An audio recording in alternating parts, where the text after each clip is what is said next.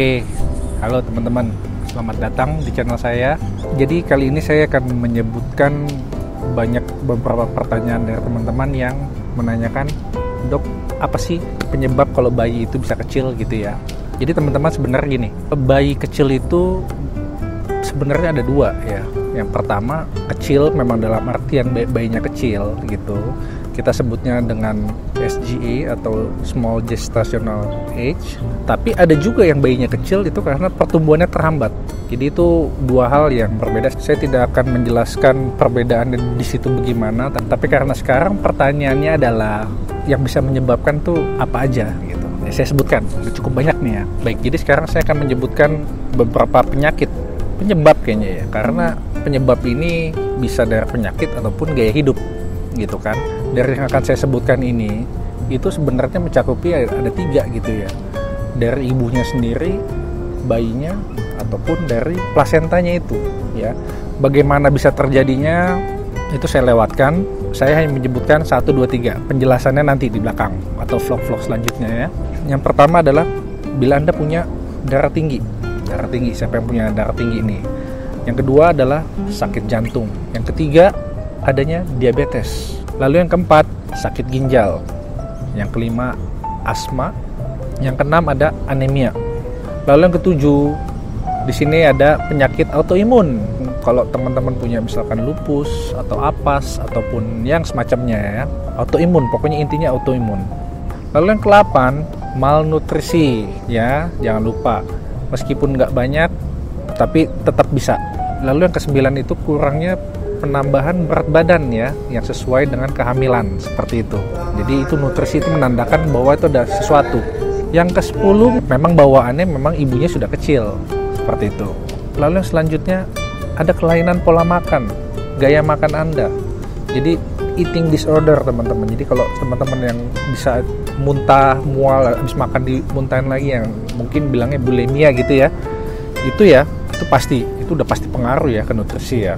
Lalu mulai dari gaya hidup, adanya merokok, alkohol, penggunaan obat-obatan ya.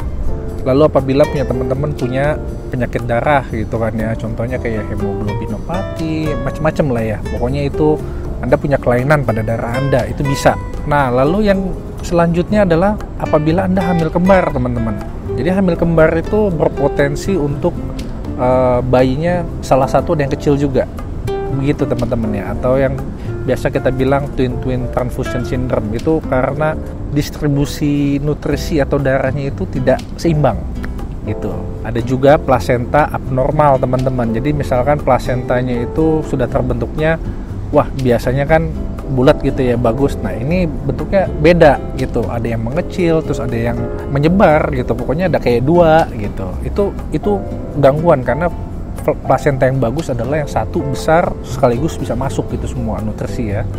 Lalu plasenta yang letaknya di bawah teman-teman, area-areanya di bawah, atau biasa kita sebut plasenta previa gitu kan. Biasanya aliran darah tuh bagus kalau plasenta itu adanya di atas ya, bagus ya.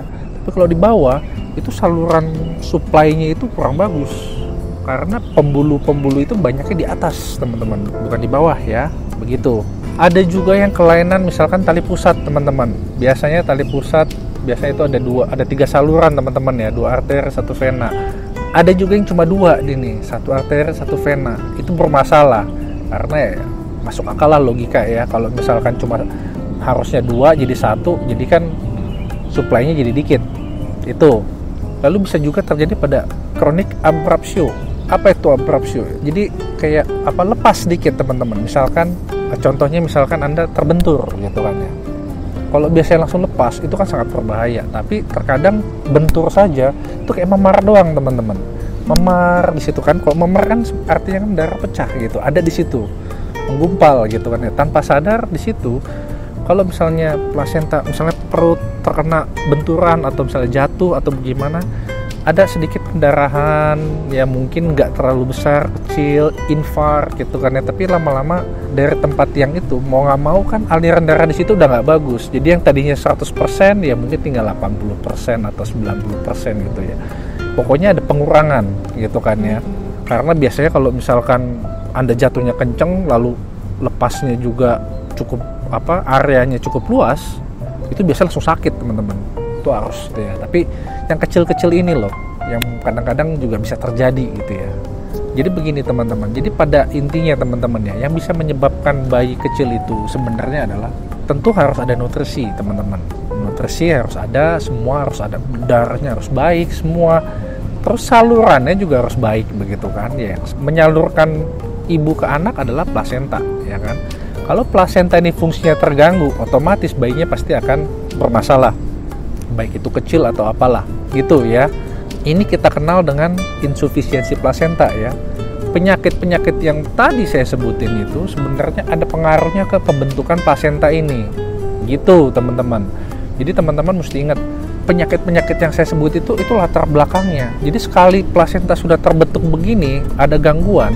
Plasenta ini kan terbentuk sampai 16 minggu ya. 16 minggu itu sudah lengkap. Jadi kalau misalkan plasenta ini sudah terbentuknya lengkap, tapi nggak benar gitu kan ya, ada yang bermasalah di salurannya, mau diutak-atik nanti umur kehamilan 26, 27, 28 itu udah nggak bisa gitu.